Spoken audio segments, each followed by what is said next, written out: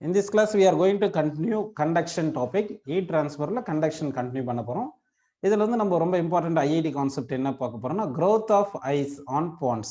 இது ஐஐடிக்கு தான் யூஸ்ஃபுல்லா இருக்கும் இந்த கான்செப்ட் பத்தி சொல்றது.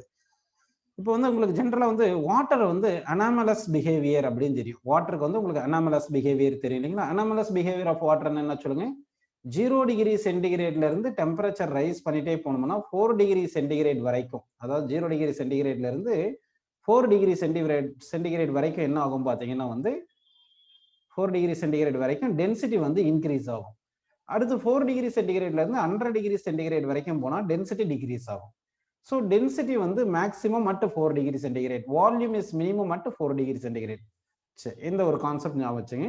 அடுத்து வந்து ஹீட் டிரான்ஸ்ஃபர் பண்ண போறோம். ஹீட் டிரான்ஸ்ஃபர் பண்ணும்போது ஏதாவது ஒரு ராட் இல்லைன்னா கண்டக்டர் இந்த மாதிரி எதனா எடுத்துக்கலாம். ஓகே, நல்லா கவனிங்க. இப்படி எடுக்கும்போது நீங்க டெம்பரேச்சர் டிஃபரன்ஸ் இங்க T1 இங்க T2 டெம்பரேச்சர் டிஃபரன்ஸ் மெயின்டைன் பண்றீங்க. இங்க length of the conductor L, area of cross section of the conductor A ன்னு எடுத்துட்டு இந்த coefficient of thermal conductivity K ன்னு எடுத்தீங்கன்னா ஹீட் டிரான்ஸ்ஃபர், அதாவது ரேட் ஆஃப் ஃப்ளோ ஆஃப் ஹீட்டுக்கு என்ன ஃபார்முலா பார்த்தோம்னா K into A into delta T by delta X. This is the formula for heat transfer. இந்த ஃபார்முலா பார்த்துருக்கோம். ஸோ இப்போ இந்த கான்செப்ட்ஸ் எல்லாமே யூஸ் பண்ணி growth of ice on ponds அப்படின்னு பார்க்க போறோம். உங்களுக்கு தெரியும் இந்த கோல்டு கண்ட்ரீஸ்ல எல்லாமே பார்த்தீங்கன்னா இந்த வாட்டர் பாண்டில் வந்து ஐஸ் வந்து ஃபார்ம் ஆயிருக்கும். அந்த கோல்டு கண்ட்ரீஸ்ல வாட்டர் அங்கே வந்து கோல்டு கண்ட்ரிலாம் பார்த்தீங்கன்னா உங்களுக்கு டெம்பரேச்சர் வந்து நெகட்டிவ் டிகிரி சென்டிகிரேட்லேயே போயிடும். நமக்கெல்லாம் வந்து இங்கே மைனஸ் டிகிரி சென்டிகிரேட்ல போகாது. நிறைய கோல்டு கண்ட்ரீஸ்லாம் டெம்பரேச்சர் வந்து நெகட்டிவ் டிகிரி சென்டிகிரேட்ல போயிருது. அப்போ பிலோ 0 டிகிரி சென்டிகிரேட்டுக்கே போயிடும். அப்போ பிலோ 0 டிகிரி சென்டிகிரேட் போயிருச்சுன்னா அங்கே வந்து என்ன ஆகும்னா பாண்ட்ல வந்து ஐஸ் ஃபார்ம் ஆகும். ஐஸ் ஃபார்ம் ஆச்சுன்னா அப்போ திக்னஸ் ஆஃப் தி ஐஸ் வந்து with respect to temperature change ஆகும். ஸோ நம்ம என்ன பண்ணலாம்னா இப்போ டி டைம்ல ஒரு பர்டிகுலர் டைம்ல வந்து எவ்வளவு திக்னஸ் ஆஃப் தி ஐஸ் வந்து ஃபார்ம் ஆயிருக்கு அப்படின்றத நம்ம பார்க்க போறோம். ஓகேங்களா? ஸோ இப்போ என்ன பண்ணலாம்னா இப்போ வந்து ஒரு வாட்டர் பாண்ட் இருக்குன்னு எடுத்துக்கங்க. இந்த வாட்டர் பாண்ட் அப்படின்னு எடுத்துக்கலாம். இப்போ வந்து என்ன பண்ணலாம்னா இங்க வந்து வாட்டர் இருக்கு. வாட்டர் வந்து ஃபர்ஸ்ட் வந்து அந்த கோல்டு கண்ட்ரில வந்து நெகட்டிவ் டிகிரி சென்டிகிரேட் வரலன்னு எடுத்துங்க. நெகட்டிவ் டிகிரி சென்டிகிரேட் வரலன்னு எடுத்துங்க. எக்ஸாம்பிள் வந்து ஒரு 10 டிகிரி சென்டிகிரேட் இருக்குன்னு எடுத்துங்க. அப்போ 10 டிகிரி சென்டிகிரேட் எடுத்துட்டீங்கன்னா இங்க வாட்டர் மொத்தமே எப்படி இருக்குன்னு சொல்லுங்க. 10 டிகிரி சென்டிகிரேட் தான் இருக்கும். 10 டிகிரி சென்டிகிரேட் தான் அந்த வாட்டர் இருக்கும். இப்போ நான் கேட்கிற கொஸ்டினுக்கு கொஞ்சம் ஃபாஸ்டா ஆன்சர் சொல்லிட்டு வந்தீங்கன்னா அப்படியே நம்ம வந்து கண்டினியூ பண்றதுக்கு நல்லா இருக்கும் பாருங்க. இப்போ வந்து வாட்டர் வந்து டெம்பரேச்சர் இப்போ ரூம் டெம்பரேச்சர் 10 டிகிரி சென்டிகிரேட் இருந்துச்சுன்னா இங்க 10 டிகிரி சென்டிகிரேட் இருக்கும்.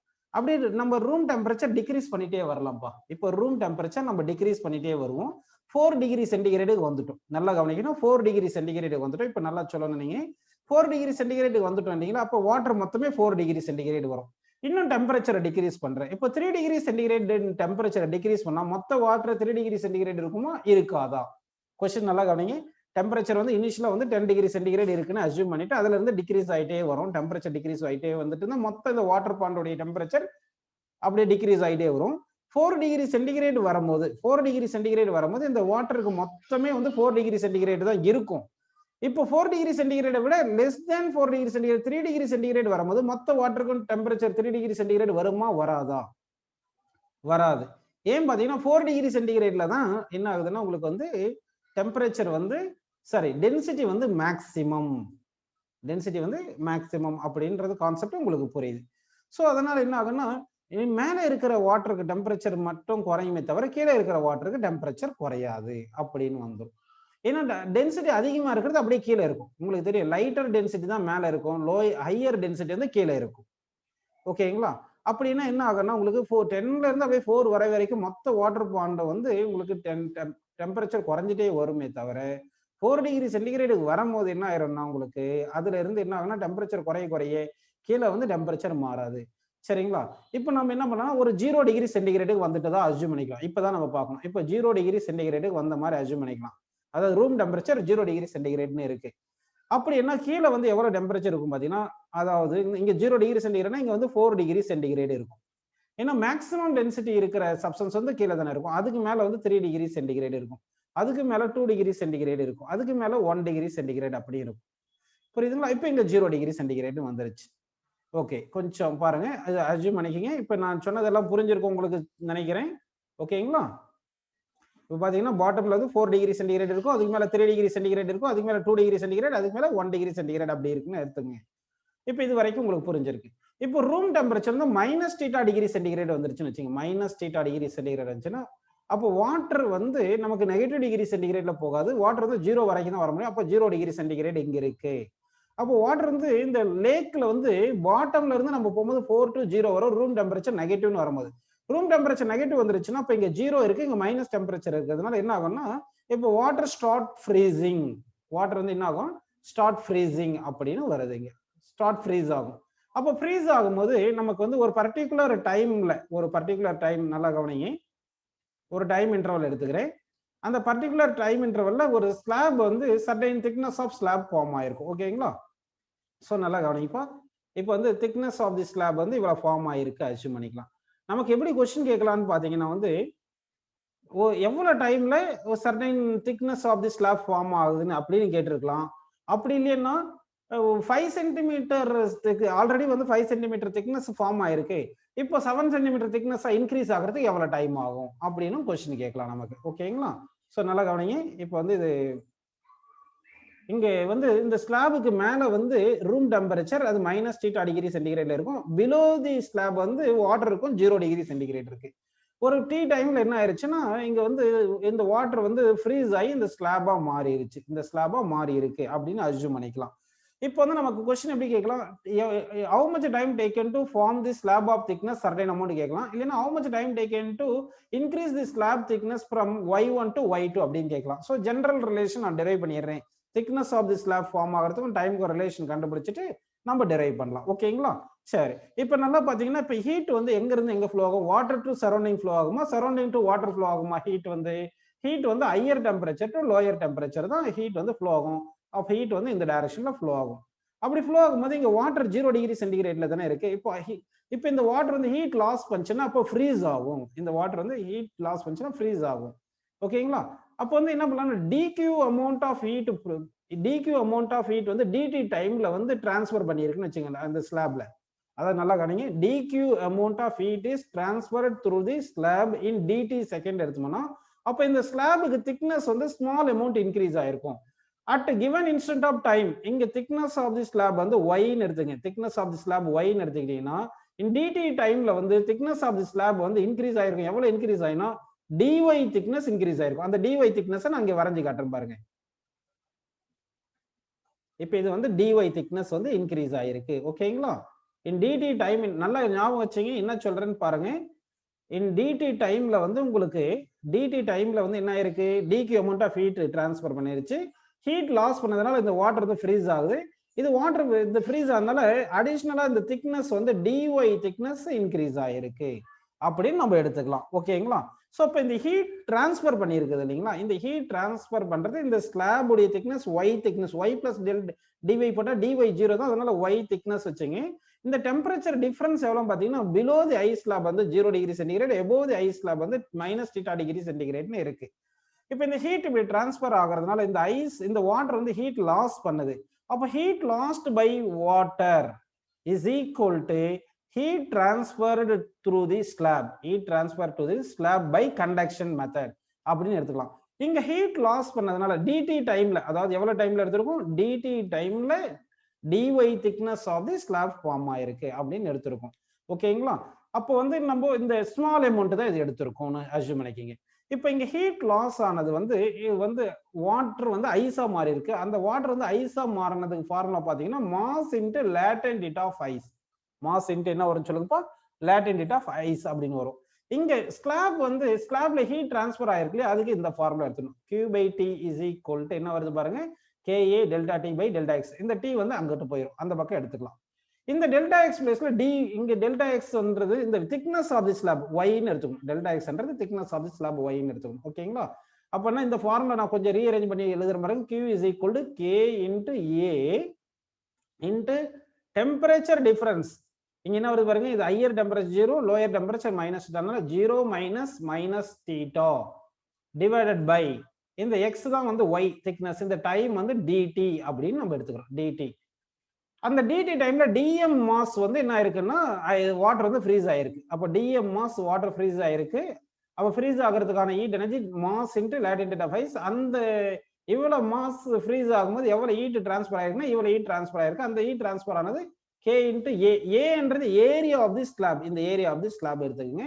Into theta. இந்த 0 மைனஸ் ஆஃப் மைனஸ் வந்து தீட்டா வந்து இது ரூம் டெம்பரேச்சர் அப்படின்னு போட்டுட்டு டிவைட் பை ஒய் அப்படின்னு எடுத்துக்கிறோம். Divide by y thickness of the slab போட்டு இன்ட்டு டிடி.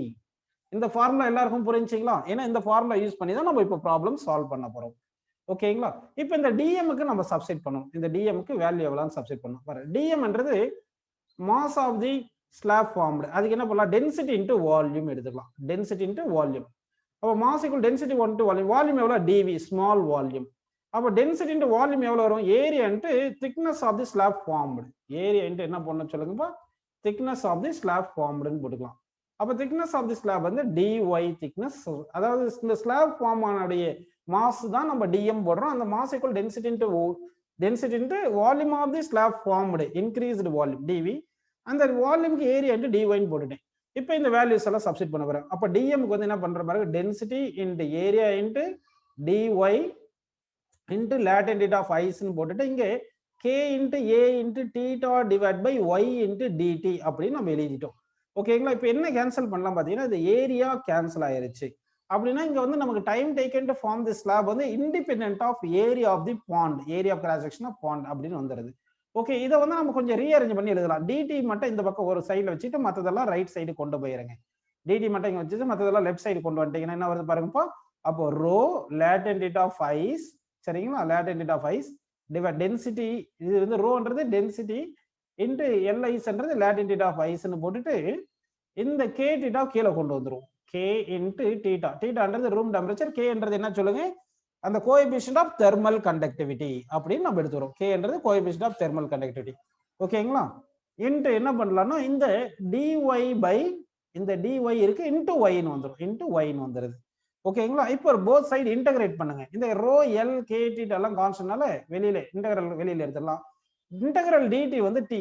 இப்போ வந்து இங்க எங்க இருந்து எங்க இன்டகிரேட் பண்றோம்னா y1ல இருந்து y2 வரைக்கும் இன்டகிரேட் பண்றோம். ஸ்லாப் ஆல்ரெடி 0 டைம்ல y1 திக்னஸ் இருக்கு. இப்போ t டைம்ல வந்து y2 திக்னஸ் வந்திருக்கு அப்படின்னு நம்ம எடுத்துக்கிறோம். அப்படி எடுத்துக்கணும்.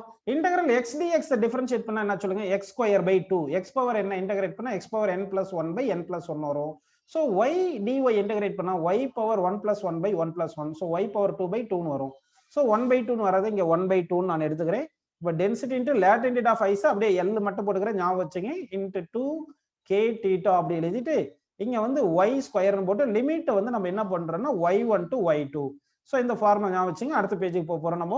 அப்போ time taken to increase the slab of thickness in the cold country where temperature is below 0 degree சென்டிகிரேட்ல இருக்கிறதுல ஐஸ் ஸ்லாப் ஃபார்ம் ஆகுது. அந்த ஸ்லாப் ஐஸ் ஸ்லாப் ஃபார்ம் ஆனுடைய திக்னஸ் வந்து இன்க்ரீசஸ் ஃப்ரம் y1 சைஸ்ல இருந்து y2 திக்னஸ் ரைஸ் ஆகுது. அதுக்கு டைம் டேக்கன் டீன்னு எடுத்துட்டு அதுக்கு ஃபார்முலா என்ன பார்த்தீங்கன்னா time taken to increase the slab thickness from y1 to y2 is equal to density into latent heat of ice divided by twice of coefficient of thermal conductivity into room temperature into y square. Y square பார்த்து limit என்ன போட்டோம்? y1 to y2. So லிமிட்டை substitute பண்ணிருங்க. So y2 square minus y1 square. So this is the formula to find time taken to increase the thickness of the slab in the cold countries. Suppose நமக்கு வந்து first 0 ஸ்லாபே form ஆகணும், ஒரு 10 centimetre slab form ஆகணும் அப்படின்னு நினைச்சீங்கன்னா அப்போ இனிஷியலா வந்து 0 திக்னஸ் தானே இருந்திருக்கும். அப்போ if y1 is equal to 0ன்னு போட்டீங்கன்னா y2க்கு வந்து அப்படியே டைரக்டா y-ன்னு எடுத்துக்க வேண்டியது. y2க்கு என்ன எடுத்துக்கலாம் சொல்லுப்பா? y-ன்னு எடுத்துக்கலாம். கரெக்டுங்களா? சரி, அப்படி எடுத்துட்டீங்கன்னா time taken to form the thickness of the slab of with y-ன்னு எடுத்தீங்கன்னா rho l y square divide by 2k theta இப்படி நமக்கு ஆன்சர் வரும். ஓகேங்களா? இது உங்களுக்கு புரிஞ்சிருக்கு. ஸோ இப்போ என்ன பார்த்துருக்கோம்னா இந்த கிளாஸ்ல வந்து ஆக்சுவலாக வந்து வாட்டர் வந்து அனாமலஸ் பிஹேவியரா இருக்கு. அனாமலஸ் பிஹேவியர்னா 0 to 4 degree centigrade density increase ஆகும், 4 to 100 டென்சிட்டி டிகிரீஸ் ஆகும்னு சொல்லியிருந்தேன். அந்த கான்செப்ட் யூஸ் பண்ணி நம்ம கோல்டு கண்ட்ரீஸ்ல டெம்பரேச்சர் வந்து அப்படியே டிக்ரீஸ் ஆகிட்டே வரும்போது பிலோ 0 டிகிரி சென்டிகிரேட் போகும்போது என்ன ஆயிருதுன்னா வாட்டர் டென்சிட்டி அதிகமா இருக்கிறதுனால வாட்டர் பாண்ட்ல வந்து கீழே 4 டிகிரி சென்டிகிரேட்ல இருந்து 3 to 1 0 இப்படி வந்திருக்கும். இங்க மைனஸ் தீட்டா டிகிரி சென்டிகிரேட் இருக்கு. இப்போ வந்து இங்க டெம்பரேச்சர் டிஃபரன்ஸ் இருக்கிறதுனால வாட்டர் வந்து ஸ்டார்ட் ஃப்ரீஸ் ஆகுறதுனால ஸ்லாபா ஃபார்ம் ஆகுது. வித் ரெஸ்பெக்ட் டு டைம் வந்து இந்த ஸ்லாப் திக்னஸ் இன்க்ரீஸ் ஆகிட்டு இருக்கு சொல்லியிருக்கும். அப்போ டைமுக்கும் increase in length of the ஸ்லாபுக்கும் வந்து ரிலேஷன் நம்ம டெரைவ் பண்றோம். எப்படி பார்த்தீங்கன்னா இங்க வாட்டர் வந்து ஃப்ரீஸ் ஆகுறதுனால ஹீட்டை வந்து லாஸ் பண்ணியிருக்கோம். அந்த ஹீட் வந்து இந்த ஸ்லாப் வழியா transmission of heat by conduction மெத்தட்ல ஹீட்டை வந்து டிரான்ஸ்ஃபர் பண்ணிடுது. அப்போ heat lost by freezing of water is equal to heat transmitted through the ஸ்லாப்னு போட்டுட்டு இப்படி டெரைவ் பண்ணியிருக்கும்.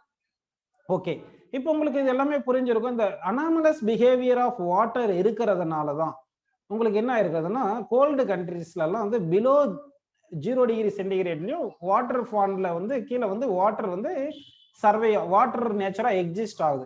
ஒருவேளை இந்த வாட்டருக்கு வந்து இந்த அனாமலஸ் பிஹேவியர் இல்லைன்னா என்ன ஆயிருக்கும்னா இந்த கோல்டு கண்ட்ரியில வந்து நமக்கு அதாவது 0ல இருந்து அப்படியே டெம்பரேச்சர் இன்க்ரீஸ் ஆக டென்சிட்டி குறைஞ்சிட்டே போகுது. அனாமலஸ் பிஹேவியர் இல்லைன்னா என்ன ஆயிருக்கும்னு பாத்தீங்கன்னா வந்து உங்களுக்கு வாட்டர் வந்து என்ன ஆயிருக்கும்னா வாட்டர் எக்ஸிஸ்ட் ஆயிருக்காது 0 டிகிரி சென்டிகிரேட்ல. மொத்த வாட்டர் இந்த பாண்ட்ல வந்து மொத்த வாட்டரும் ரூம் டெம்பரேச்சர் 0 டிகிரி சென்டிகிரேட் போனா மொத்த வாட்டரும் அப்படியே ஐஸா மாறிடும். அப்போ மொத்த வாட்டர் ஐஸா மாறிச்சுன்னா இந்த அக்வாட்டிக் அனிமல் வந்து லைஃப் சர்வே ஆகுமா? லைஃப் சர்வே ஆகாது. ஸோ அப்போ கோல்டு கண்ட்ரியில அக்வாட்டிக் அனிமல்ஸ்க்கு வந்து லைஃப் சர்வே ஆகிறதுக்கு காரணமே வந்து இந்த அனாமலஸ் பிஹேவியர் ஆஃப் வாட்டர்னால தான் இருக்கு. புரியுதுங்களா உங்களுக்கு? ஸோ இப்போ இந்த இதுல வந்து நமக்கு ஐஐடி டைப்ல கொஸ்டின் இது பார்த்தோம். இந்த ஐஐடி டைப் இன்னைக்கு பாக்குறதெல்லாம் கண்டக்ஷன்ல வந்து டிரான்ஸ்மிஷன் ஆஃப் ஹீட் பை கண்டக்ஷன்ல எல்லாமே ஐஐடி கான்செப்டே நம்ம பாக்குறோம். ஓகேங்களா? சரிப்பா. ஸோ இந்த ஃபார்முலா யூஸ் பண்ணிட்டு நம்ம என்ன பண்ணலாம்? Time required to increase the thickness of the slab in the cold countries in the water pond அப்படின்ற ஃபார்முலா கிடைச்சிருச்சு. இந்த ஃபார்முலா யூஸ் பண்ணி என்ன கண்டுபிடிக்கலாம்? Time taken to form the slab of ice அப்படின்னு பார்த்துட்டோம். ஓகே, நெக்ஸ்ட் ஒரு கான்செப்ட் பார்க்க போறோம் பாருங்க.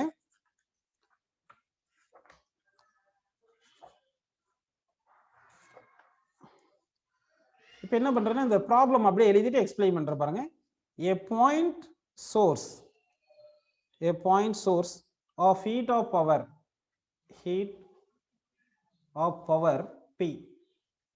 P is placed at the center of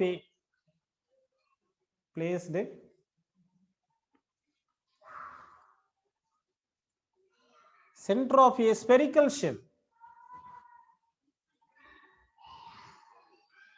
of radius r.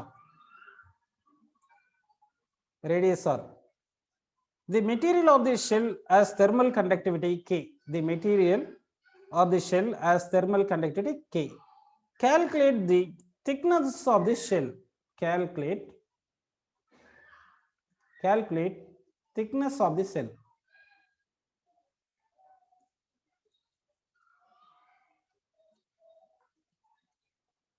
If temperature difference, thickness of shell, if temperature difference across inner and outer shell is T, temperature difference is T அப்படின்னு சொல்லியிருக்காங்க. Question உங்களுக்கு புரிஞ்சிருக்கு. நான் ஒரு முறை அப்படியே diagram வரைஞ்சிட்டு explain பண்றேன் பாருங்க. இப்போ வந்து உங்களுக்கு என்ன பண்ணியிருக்காங்கன்னா ஒரு ஷெல்லு கொடுத்துருக்காங்க. இப்போ வந்து இங்க இதான் ஒரு ஷெல்லுன்னு எடுத்துக்கப்போ இந்த ஷெல் என்ன ஹாலோ ஷெல். அப்போ கொஞ்சம் திக்னஸ் இருக்கும். அந்த திக்னஸை தான் நம்ம கண்டுபிடிக்கணும். இந்த ஷெல்லுக்கு வந்து நம்ம திக்னஸ் கண்டுபிடிக்கணும். ஓகேங்களா? இப்போ இந்த ஷெல்லுக்கு வந்து என்ன கொடுத்துருக்காங்கன்னா கோஎஃபிஷியன்ட் ஆஃப் தெர்மல் கண்டக்டிவிட்டி கொடுத்துருக்காங்க. நல்லா கவனிங்க. இந்த ஷெல்லுக்கு வந்து கோஎஃபிஷியன்ட் ஆஃப் தெர்மல் கண்டக்டிவிட்டி கொடுத்துருக்காங்க. அது கேன்னு சொல்லிட்டாங்க. இங்க வந்து கேன்னு சொல்லிட்டாங்க. இப்போ சென்ட்ரல் என்ன பண்ணியிருக்கோம்னா பவர் வந்து பி சோர்ஸ் வந்து பிளேஸ் பண்ணியிருக்கோம். இந்த சோர்ஸோட பவர் வந்து பி அப்படின்னு நம்ம எடுத்திருக்கோம். ஓகேப்பா. நெக்ஸ்ட் வந்து இப்போ temperature difference between inner surface and outer surface. இப்போ இன்னர் சர்ஃபேஸ்ல டெம்பரேச்சர் T1 எடுத்துங்க, அவுட்டர் சர்ஃபேஸ்ல டெம்பரேச்சர் T2 எடுத்துங்க. இந்த T1 மைனஸ் T2 வந்து நமக்கு என்ன கொடுத்துருக்காங்கன்னா T அப்படின்னு கொடுத்துருக்காங்க. So what is the thickness of this ஷெல்னு கேட்டிருக்காங்க. ஸோ இந்த திக்னஸ் ஆஃப் தி ஷெல்ல எப்படி கண்டுபிடிக்க போறோம்னா நம்ம இன்னர் ரேடியஸை வந்து நம்ம என்ன பண்ணலாம்னா ஏன்னு வச்சுக்கிங்க. அவுட்டர் ரேடியஸ் இருக்கு இல்லைங்களா, அவுட்டர் ரேடியஸை பின்னு எடுத்துக்கலாம். இன்னர் ரேடியஸை வந்து என்ன எடுக்கலாம் ஏன்னு எடுத்துட்டு அவுட்டர் ரேடியஸை பின்னு எடுத்துக்கங்க. இப்போ இந்த B மைனஸ் ஏ தான் வந்து thickness of the slab. Thickness of the slab அப்படின்னு எடுத்துக்கலாம். ஸோ இப்போ இந்த திக்னஸ் ஆஃப் தி ஸ்லாபை கண்டுபிடிக்க போறோம். கொஸ்டின் இன்னொரு முறை படிக்கிறேன் பாருங்க. A point source of heat of power P is placed at the center of a spherical shell of mean radius capital R. இதுங்க வந்து mean radius கொடுத்திருக்காங்க. mean radius capital R. mean radius capital R என்ன சொல்லுங்க? R is equal to A plus B by 2 அப்படின்னு எடுத்துக்கணும். inner radius plus outer radius by 2 தான் வந்து mean radius R. And the material of the shell has thermal conductivity K. Calculate the thickness of the shell if temperature difference between the outer and inner surfaces of the shell in steady state is T அப்படின்னு சொல்லிட்டாங்க. இந்த temperature difference வந்து steady ஸ்டேட்ல Tன்னு சொல்லியிருக்காங்க. So இப்போ என்ன பண்ண போறோம் பாருங்க. பவர்ன்றது என்ன சொல்லுங்க, amount of heat energy produced per second. அப்போ இங்க வந்து இந்த சோர்ஸ் வந்து பவரை வந்து ப்ரொடியூஸ் பண்ணிட்டு இருக்கு, அந்த ஹீட் எனர்ஜி இந்த ஷெல் வழியா நமக்கு பாஸ் ஆயிட்டு இருக்கு. ஸோ இப்போ இங்க இப்படி இருக்கும்போது நமக்கு ஆல்ரெடி கிளாஸஸ்ல எப்படி டிஸ்கஸ் பண்ணியிருந்தோம், நம்ம சும்மா ஒரு ராடுன்னு எடுத்திருப்போம், ஹீட் வந்து ஃப்ளோ ஆகும், heat rate of flow of heat வந்து த்ரூ எவ்ரி செக்ஷன் வந்து சேமா இருக்கும். இங்க each and every cross section வந்து ஈக்குவல் ஏரியா பார்த்தோம். ஆனா இங்க வந்து இங்க எப்படியே போனோம்னா இந்த ஷெல் இங்க இன்னர்ல இருந்து அவுட்டருக்கு தானே போனோம். அப்படி போகும்போது இந்த ஷெல் பாத்தீங்கன்னா ஒவ்வொரு ஷெல்லா பாத்தீங்கன்னா area of cross section increase ஆயிட்டு இருக்கும். அப்ப இங்க increase area of cross section கான்ஸ்டன்டா கிடையாது, வேரியபிளா இருக்கு. அதனால இது கால்குலஸ் மெத்தட்ல தான் பண்ணணும். சரி, இதை டெரிவேஷன் டெரைவ் பண்ணுவோம். கண்டக்ஷன் மெத்தட்ல நம்ம ஆன்சர் சால்வ் பண்ணலாம். அதை சால்வ் பண்றதுக்கு என்ன பண்ணலாம்னா, இந்த ஷெல் வந்து ரேடியஸ் வந்து இன்னர் ரேடியஸ் ஏல இருந்து அவுட்டர் ரேடியஸ் பி தானே இருக்கு. நாம என்ன பண்ணலாம்னா நிறைய ஷெல் இன்ஃபைனைட் ஷெல்ஸ் வந்து அரேஞ்ச் பண்ணியிருக்கோம். அந்த இன்ஃபைனைட் ஷெல்ஸ் அரேஞ்ச் பண்ணும்போது எப்படி இருக்குன்னா ரேடியஸ் வந்து ஏல இருந்து பி வரைக்கும் இன்க்ரீஸ் ஆயிருக்கு. நல்லா புரிஞ்சுக்கிங்க. நிறைய ஷெல்ஸ் நம்ம அரேஞ்ச் பண்றோம், ஏ ரேடியஸ்ல இருந்து பி ரேடியஸ் வர வரைக்கும் இருக்கிற கண்டினியூஸா வேரியபிளா இருக்கிற ரேடியஸ் செல்ஸ் எல்லாம் எடுத்து இப்படி அரேஞ்ச் பண்ணியிருக்கோம், அசியூம் பண்ணிக்கிங்க. அதுல ஒரு ஷெல்லை நான் இங்க காட்ட போறேன். இங்க ஏல இருந்து பி வரைக்கும் போகும்போது heat rate of flow of heat சேமா இருக்கும் அப்படின்னு ஞாபகம் வச்சுக்கணும் நீங்க. இப்போ வந்து என்ன பண்ணலாம் பாருங்க, ஒரு ஷெல் எடுப்போம் நம்ம.